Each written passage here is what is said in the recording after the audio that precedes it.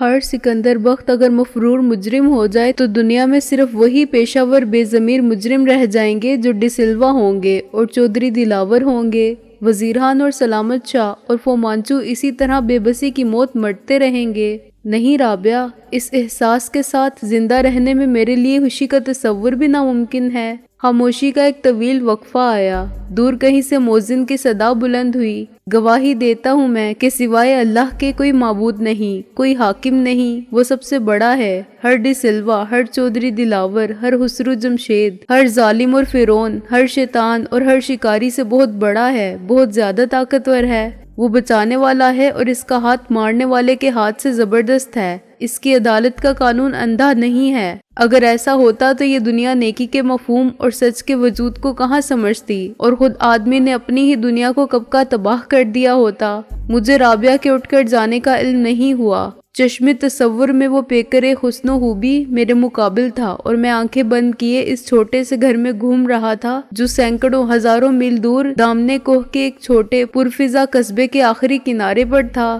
سرخ اینٹوں کے اس مکان کی کھڑکیاں اور دروازے سفید تھے اور اس کی مخروطی چھت پر ایک چمنی کے ساتھ ٹی وی کا اینٹینا لگا ہوا تھا۔ اندر آتش دان میں شعلے بھڑک رہے تھے جن کا عکس فائر اسکرین کو روشن کر رہا تھا۔ بند کھڑکیوں کے شفاف شیشوں سے برف باری کا پورا منظر دکھائی دیتا تھا۔ چھت پر ڈھیر ہو جانے والی برف پھسل پھسل کر نیچے گرنے لگی تھی۔ ٹی وی پر کوئی تصویر بھی نظر آ رہی تھی، لیکن ہم خود تصویر بنے ایک دوسرے کی آنکھوں میں اپنی محبت کے عکس کو روشن دیکھ کر خوش تھے۔ میں اس سے نظر نہ ملا سکا اور آنکھیں بند کر لیں۔ جب میں نے آنکھیں کھول کر دیکھا تو وہ جا چکی تھی۔ اس کی کرسی خالی پڑی تھی۔ وہ خود شاید اندر اپنے کمرے میں بستر پر پڑی اپنے خواب آرزو کی شکست پر آنسو بہا رہی تھی۔ آخر کیا ہو جاتا ہے، اچھی بھلی بالغ اور سمجھدار عورتوں کو محبت کرتی ہیں تو سب ایک جیسی ہو جاتی ہیں۔ وہی رومان پرور خیالات کی غیر عملی دنیا میں رہنے والی نادان لڑکی جو صرف جذبات کی زبان سمجھتی ہے اور عقل سے سب رشتے توڑ دیتی ہے۔ میرا گھر، میری جنت، شوہر میرے سر کا تاج اور میرے بچے، میرے گلشن کے پھول، کیا گاؤں کی الٹ دوشیزہ، کیا اسکول گرل اور کیا وکیل، ان سب کی تمنائیں، خوشیاں اور خواب اتنے عام اور مشترک کیوں ہوتے ہیں؟ فلم میں ہیروئن بھی مطالبہ کرتی ہے کہ چل چلیے دنیا دے اس نکڑے جتھے بندہ نہ بندے دی ذات ہوئے، اور رابعہ بھی یہی چاہتی تھی کہ ہم رہیں ایسی جگہ چل کر جہاں کوئی نہ ہو۔ بات تو ایک ہی ہے۔ کوئی سمجھائے کہ بابا اور بھی غم ہے زمانے میں محبت کے سوا، تو ٹپ ٹپ آنسو، شکوے، ہسٹیریا۔ میں اٹھا اور تھکے تھکے قدموں سے اپنے کمرے کی طرف بڑھا۔ رابعہ کی بات نے میرے خیالات کے دھارے کا رخ بدل دیا تھا۔ میں اب اپنی زندگی کو لاحق خطرات اور اپنے مقدمات کے بارے میں نہیں، رابعہ کے بارے میں سوچ رہا تھا۔ نہ جانے کیسے تفکرات کا بارے گراں غائب ہو گیا تھا۔ اس کی جگہ صرف ایک خیال رہ گیا تھا، وہ مجھے اتنا چاہتی ہے، دیوانگی کی حد تک میری خاطر سب کچھ چھوڑ سکتی ہے۔ اپنا نام، اپنا معزز پیشہ، اپنا گھر اور وطن، اتنا بھروسہ ہے اسے مجھ پر، اور اس خیال میں میرے لیے وہ سکون بخش راحت اور مسرت تھی کہ جب میں کھڑکی کے راستے پھر کمرے میں وارد ہوا تو مسکرا رہا تھا۔ محسن آلتی پالتی مارے مہاتما بدھ کی طرح بستر پر بیٹھا تھا اور اسی طرح بے حس و حرکت بیٹھا رہا۔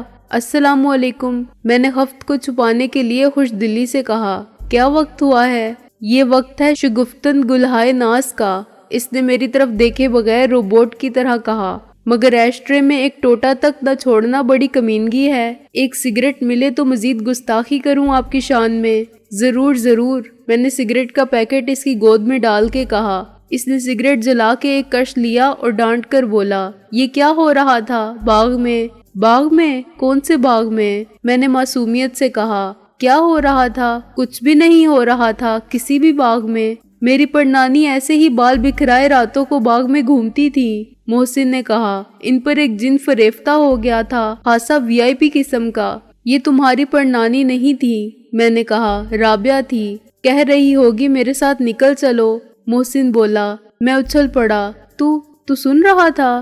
نہیں، محسن ہنستے ہنستے دوہرا ہو گیا، مگر یہ مخلوق ایک ہی زبان بولتی ہے۔ ہم نے یہ بال ایسے ہی راتیں کالی کر کے سیاہ کیے ہیں نورے چشم، دھوپ میں سفید نہیں کیے، اس لیے سب جانتے ہیں۔ محسن نے مذاق کیا تھا اور اندھیرے میں تیر چلایا تھا، مگر غلط نہیں کہا تھا۔ کمال ہے یار، میں نے کہا۔ رابعہ اتنی عقل و ذہانت، اعلیٰ تعلیم اور تجربے کے باوجود بہت کمزور عورت ہے، پھر میں نے اسے بتایا کہ رابعہ کیا چاہتی ہے۔ یار تم دونوں ہونولولو چلے جاؤ، وہاں میری ایک پین فرینڈ ہے، محسن نے کہا۔ میں رابعہ سے اتفاق کرتا ہوں، پہلے تو شہلا کے ساتھ ٹمبکٹو چلا جا، وہاں میری ایک پین فرینڈ رہتی ہے، میں نے جل بھن کر کہا۔ خیال تو اچھا ہے، محسن نے کہا، بس ایسا کرتے ہیں کہ ان دونوں کو یہیں ڈراپ کرتے ہیں، خواہ فالتو پرسنل بیگیج پر ہرٹس کریں۔ تو خالی ہاتھ ٹمبکٹو چلا جا، میں جاتا ہوں ہونولولو اپنی پین فرینڈ سے۔ Pen friend? رضوی صاحب نے اچانک اندر آ کے کہا۔ ارے بھائی ابھی تک یہ بچوں والی ہابی۔ وہ حسب عادت صبح دم لان پر ٹہلنے کے لیے نکلے تھے، مگر ہمارے کمرے میں روشنی دیکھ کر ادھر آ گئے۔ محسن نے بڑی عجلت میں پیکٹ چھپایا اور جلتی ہوئی سگریٹ کو پلنگ کے نیچے پھینک دیا۔ اسے اتنا وقت ہی نہیں ملا تھا کہ سگریٹ کو ایشٹرے میں بجھا سکتا۔ السلام علیکم انکل، ہم دونوں نے ایک ساتھ اٹھتے ہوئے بکھلا کے کہا۔ رضوی صاحب مسکرائے۔ یہ آج تم دونوں کی سحر خیزی خدا خیر کرے، کوئی نیا گل کھلانے کا خیال ہے؟ نہیں انکل، میں نے بڑی سعادت مندی سے کہا، یہ تو ایک اچھی عادت ہے، انگریز کہتے ہیں نا۔ بالکل بالکل، رضوی صاحب نے بیڈ کے نیچے سے دھوئیں کی بل کھاتی لکیر کو دیکھ کر کہا۔ مگر یہ دھواں سا کہاں سے اٹھتا ہے؟ انگریز یہ بھی کہتے ہیں نا کہ جہاں دھواں ہوگا وہاں آگ ضرور ہوگی۔ انہوں نے نیچے جھک کر سگریٹ اٹھائی اور محسن کو پیش کی۔ شوق فرمائیے۔ محسن نے جھیم کر سگریٹ لی اور ایشٹرے میں بجھا دی۔ میرا خیال ہے میں غسل کر لوں۔ وہ جلدی سے اٹھا، باتھ روم تک پہنچتے پہنچتے ایک سٹول سے ٹھوکر کھا کے منہ کے بل گرتے گرتے بچا، پھر دروازہ کھولے بغیر باتھ روم میں داخل ہونے کی کوشش میں دروازے سے ٹکرایا اور سر سے ہلاتا دانت نکالتا روپوش ہو گیا۔ گدھا، رضوی صاحب نے شفقت سے مسکرا کے کہا اور نائٹ گاؤن کی جیب میں ہاتھ ڈالے خالی بیڈ کے کنارے پر ٹک گئے۔ جی، میں نے کہا، سوائے اس کے میں کہہ بھی کہہ سکتا تھا۔ جی کیا؟ تم خود کیا ہو؟ انہوں نے فرمایا۔ الو، آخر تم لوگوں کو نیند کیوں نہیں آتی؟ ارے بھائی، جوانی میں تو آدمی گھوڑے گدھے سب بیچ کر سوتا ہے، ہم بھی سوتے تھے۔ کیا باتیں کرنے کے لیے دن کم ہے کہ رات کو بھی قربان کیا جائے؟ وکیل اور موکل کس مسئلے پر قانونی مشگافی میں مصروف تھے، اب میرے بوکھلانے کی باری تھی۔ وہ بس یہی، دراصل مسائل اتنے ہیں پریشانیوں کے باعث۔ خدا نے رات آرام کے لیے بنائی ہے، پریشان ہونے کے لیے نہیں، اور کیا محض پریشان ہونے سے مسائل حل ہو جاتے ہیں؟ انہوں نے مجھے ڈانٹنا شروع کیا۔ خرابی یہی ہے، آرام نہ کرنے سے جسم پر، اعصاب پر اور ذہن پر برا اثر پڑتا ہے۔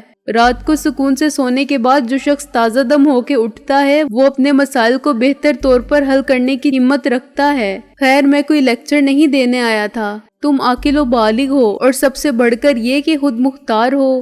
آپ شرمندہ کر رہے ہیں انکل، میں نے سر کھجا کے کہا۔ ہاں، مگر کسی توقع پر نہیں، انہوں نے کہا۔ اچھا ہوا تمہارا مشیر اعلیٰ چلا گیا، ورنہ مجھے تم کو خاص طور پر اپنے ساتھ لے جانا پڑتا۔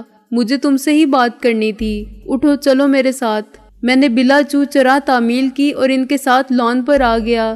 رات کو شیروانی کا فون آیا تھا، انہوں نے ٹہلتے ٹہلتے کہا۔ خیریت تو ہے نا وہاں انکل؟ میں نے ان کے لہجے کی تشویش کو محسوس کر لیا۔ نہیں، بظاہر خیریت نہیں ہے، رضوی صاحب نے کہا۔ شیروانی نے تو مجھے تسلی دینے کے لیے الفاظ کا سہارا لینے کی کوشش کی تھی، مگر وہ پریشان تھا۔ مسز شیروانی کی طبیعت اچانک بگڑ گئی ہے، وہ CMH میں داخل ہیں۔ ڈاکٹروں نے کہا ہے کہ یہ کولیپس، اردو میں اس کا متبادل کیا ہے؟ خیر، تو یہ نتیجہ ہے غیر معمولی اعصابی کشیدگی اور ذہنی دباؤ کا اور پریشانیوں کا، جبکہ انہیں تاکید تھی کہ وہ خوش رہیں۔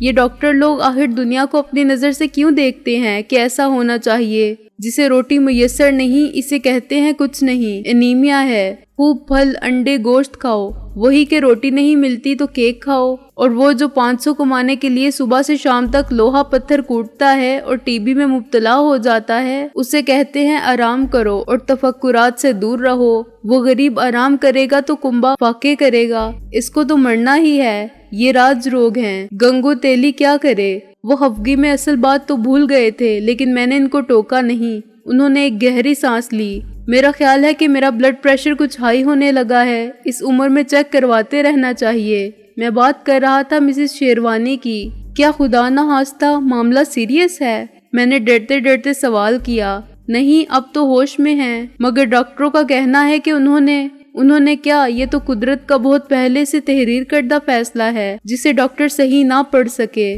بہرحال جتنی مہلت ان کے اندازے کے مطابق باقی تھی وہ آبادی بھی نہیں رہی، اور کوشش تو سب نے کی، لیکن یہ بات مسز شیروانی سے چھپی نہیں رہ سکی۔ ہوتی ہے کوئی غیبی قوت یا چھٹی حس جو پرخطر خیالات میں قبل از وقت خبردار کر دیتی ہے۔ انہوں نے سب کو بتا دیا ہے کہ ان کا آخری وقت آ گیا ہے، اور ڈاکٹروں کی رائے یا دوسروں کے دلائل سے سچ کو جھوٹ ثابت کرنے کی کوشش بے سود ہوگی۔ چنانچہ انہوں نے کل دعائیں وغیرہ سب پھینک دیں اور واپس گھر جانے پر اصرار کیا۔ اس سے مزید تشویشناک صورتحال پیدا ہو گئی ہے۔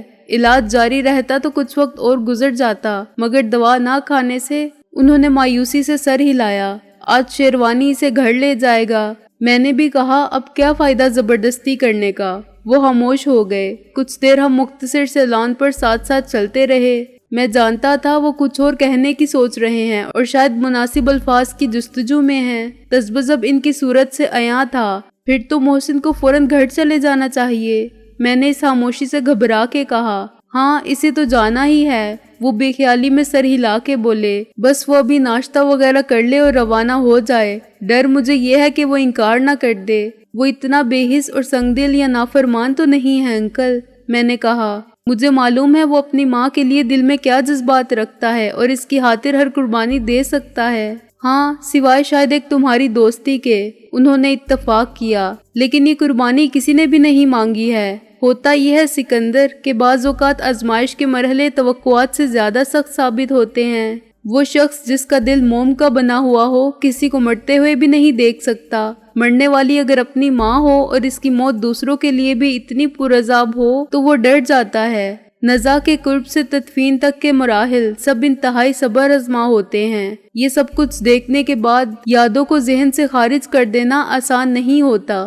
زیادہ آسان یہ ہوتا ہے کہ وہ ایک سطر کا ٹیلی گرام پڑھ لے کہ ماں مر گئی، یا ٹیلی فون پر اطلاع ملنے کے بعد بھی اس وقت پہنچے جب دیکھنے یا کرنے کو کچھ نہ رہے، وہ باپ کو تسلی دے، ماں کی خبر پر فاتحہ پڑھے اور لوٹ آئے۔ محسن ایسا کبھی نہیں کرے گا، میں نے کہا۔ اس کی ایک بہن بھی ہے جو اس سے چھوٹی ہے، اسی کا تو مسئلہ ہے، رضوی صاحب نے کہا۔ 2 دن کے اندر اندر وہ اس کا نکاح اور رخصتی سب کر دینا چاہتی ہیں، آج یا کل میں۔ کوئی پروفیسر ہے، ایاز، میں نے کھوکھلے لہجے میں کہا۔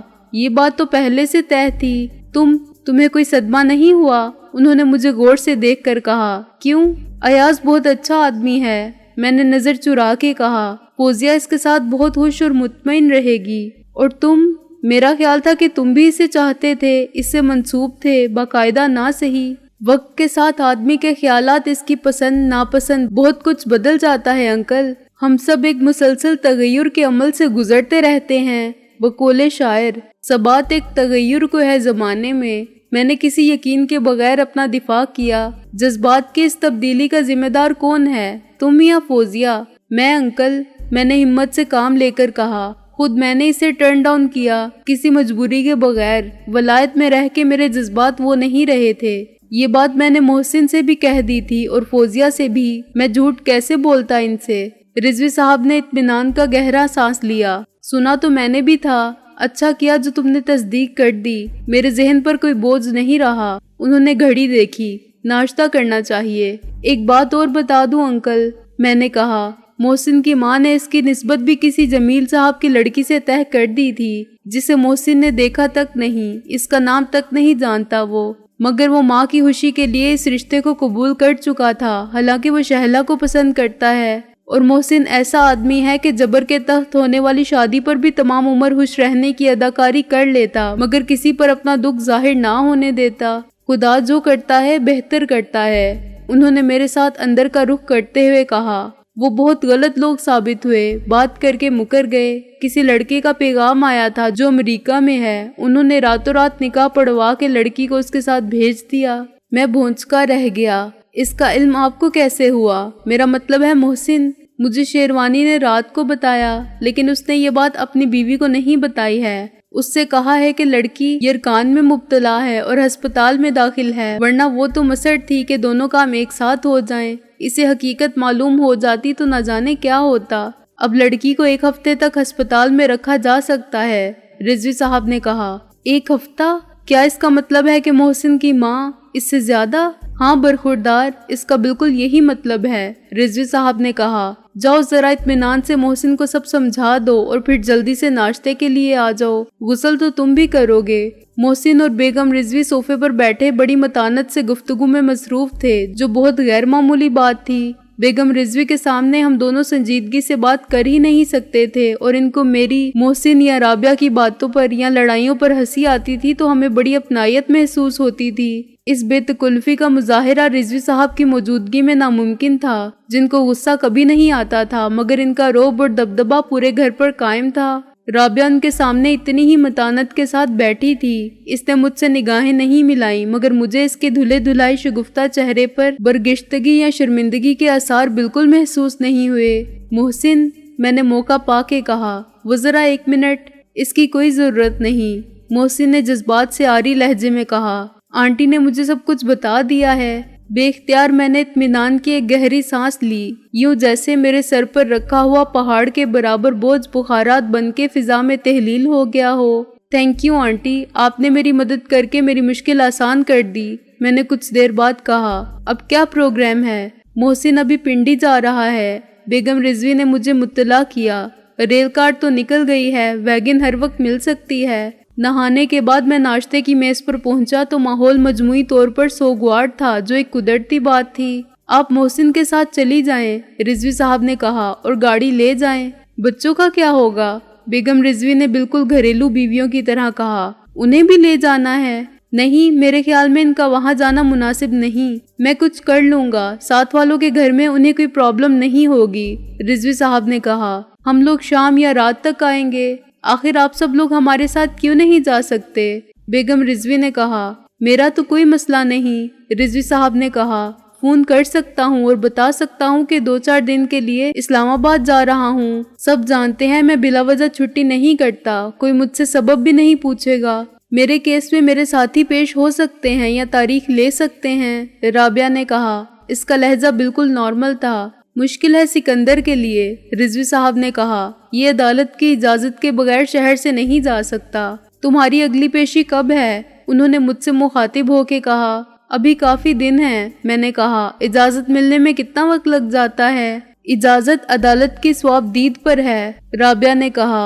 आज ही मिल सकती है, इनकार भी हो सकता है और इसके इम्कानात ज्यादा हैं। क्यों, जब मेरे जामिन मौजूद हैं? मैंने कहा। अदालत के इख्तियारात को चैलेंज नहीं किया जा सकता, उसके खिलाफ अपील की जा सकती है, राबिया ने कहा। वो जज इस मामले में बहुत सख्त है जिसके पास तुम्हारा केस है। वो तुमसे 10 सवालात करेगा और फैसला ये देगा कि इजाजत देने का कोई जवाज नहीं, क्योंकि मुल्जिम का इस खानदान से बराह रास्त कोई रिश्ता नहीं। अपने माँ बाप और भाई बहन हो तो इनकार का जवाज नहीं रहता। दरअसल जेरे जमानत मुल्जिम जो इस नोयत के मुकदमात में माखूज हों, घूमने फिरने के लिए ऐसे ही बहाने करते हैं। फलां दोस्त या किसी कजन की फैमिली में कुछ हो रहा है। झूठ सच का पता चलाना मुश्किल होता है। तुम छोड़ो इस सारे चक्कर को, बेगम रिजवी ने कहा। अभी ना पेशी है ना कोई समन आने को है। ये खिलाफे कानून है बेगम, रिजवी साहब ने दबे दबे लहजे में कहा। हाँ हाँ है, मगर तुम सड़क पर से गुजरते हो तो कितनी जगह तुम्हारी नजर खिलाफे कानून काम होता देखती है तो तुम नजरअंदाज करके गुजर जाते हो।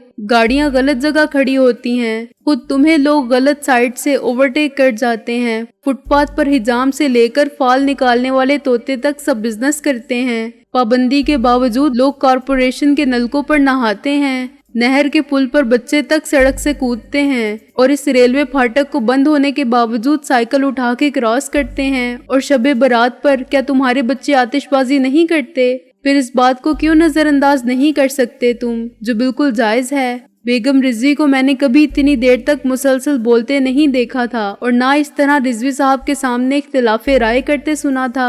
देखा बीबी राबिया, खिलाफे तवक्को, रिजवी साहब ने मुस्कुरा के कहा। तुम ही वकील नहीं हो इस घर में। वैसे किसी को तो मालूम नहीं हो सकता अंकल, राबिया ने कहा। लोग तो 3-3 महीने तक समन वसूल नहीं करते घर में मौजूद होने के बावजूद। ऐसा कोई इंतजाम कर लें कि कोई आए तो कह दिया जाए मोहसिन डॉक्टर साहब के पास गए हुए हैं। सिर्फ 1 हफ्ते की बात ही तो है। यकलख्ती से एहसास हुआ कि ये आखिरी जुमला गैर इरादी तौर पर इसके मुंह से निकल गया था। कितना गलत था। अगर ये इंतहाई जरूरी है कि इस वक्त हम सब वहाँ मौजूद हों बेगम रिजवी ने फौरन हला को पुर कर दिया। तमाम उम्र पछताने से भी बाद में कुछ हासिल नहीं होगा। इस बच्चे की रुखसती में हम शरीक ना हुए तो कौन होगा। मोहसिन अचानक उठा और बाहर निकल गया। इसकी हालत किसी से पोशीदा ना थी। वो बर्दाश्त कर रहा था मगर इसका दिल रो रहा था। मैं इसके पीछे लपका। फिर मैंने राबिया को अपने पीछे आते देखा। ठीक है, रिजवी साहब ने भी नाश्ता अधूरा छोड़ के कहा, हम सब जाएंगे अभी 1 घंटे के अंदर अंदर। मोहसिन अपने कमरे में खड़ा था। मैंने इसके कंधे पर हाथ रखा तो वो पलटा और मुझे इसकी आंखों में आंसू नजर आए। ये जिंदगी में दूसरा मौका था जब मैंने इसकी आंख में आंसू देखकर खुद को बेबस महसूस किया। मोहसिन बाहिम्मत और अपने दुख को हंसकर झेलने वाला आदमी था, जिसकी निगाह हमेशा जिंदगी के रोशन पहलू पर रहती थी। पहला जज्बाती सदमा मरियम की मौत थी। इस हादसे के बाद वो सारा दिन रोता रहा था और फिर महीने भर रोता रहा था, खोया खोया सा और गर्दो पेश से बेखबर। इसकी नजरें इधर उधर कुछ तलाश करती रही थीं और वो यकलख्त ज़हनी तौर पर गैर हाजिर हो जाता था। कभी बात करते करते चुप हो जाता था, महफिल यारा में तन्हा रह जाता था। फिल्म या थिएटर के दौरान में एहसास होता था कि इसकी तवज्जो सामने के मंजर से हट गई है और वो कुछ और सोच रहा है। मैंने जब भी इसे टोका, इसने इतराफ किया कि यार न जाने क्या बात है, बाजी की मौत को मैं हकीकत समझ के तस्लीम कर चुका हूँ। अब ऐसा लगता है कि मेरा कुछ खो गया है, कोई ऐसी चीज जो मुझे बहुत अजीज थी। मैं सोचता हूँ वो क्या चीज थी। जब टटोलता हूँ, क्या कोई नोट गुम हो गया है, पर्स गिर गया है। सड़क पर चलते चलते ख्याल आता है कि कुछ था जो अब नहीं है। क्या था? दरख्त, खंबे, अमारात, दुकानें, कोई साइन बोर्ड। 1000 बार के देखे भाले मंजर में से क्या गायब हो गया है। मैं गौर करता हूँ और सब कुछ वही होता है। तेरे साथ या दोस्तों से बातें करते करते यकलख्त अपने बचपन की कोई बात याद आ जाती है। मसलन ये कि बाज़ औक़ात किसी कसूर के बगैर पिटाई हो जाती थी तो वही मुझे तसल्ली देती थी और प्यार करती थी कि भाई 9 मर्तबा तो कसूर होता है ना तुम्हारा, 10वीं बार बेकसूर पिट गए तो क्या हुआ, 10% जुल्म तो कुछ नहीं। जब तुम दुनिया में कदम रखोगे तो देखोगे कि दुनिया में कितना जुल्म हो रहा है, बेगुनाह मारे जा रहे हैं। तुम्हें 50% इंसाफ भी मिल जाएगा तो समझना बहुत खुशकिस्मत हो। 10% मुकदमात में तो हर जगह गलत फैसला हो सकता है या बिला वजह ख्याल आ जाता है कि वो बेसन का हलवा कितना अच्छा बनाती थी। ये मोहसिन के लाशोर का कसूर था जो पुरानी यादों के एल्बम से भूली बसरी तस्वीरें निकाल के मौका बेमौका इसके सामने पेश कर देता था। मैंने इसकी बहुत दिलजोई की। वो बिल्कुल इस बच्चे की तरह हो गया था जिसके हाथ में गैस के गुब्बारे की डोर रह गई हो, रंगीन उड़ता हुआ गुब्बारा धमाका होते ही गायब हो चुका हो।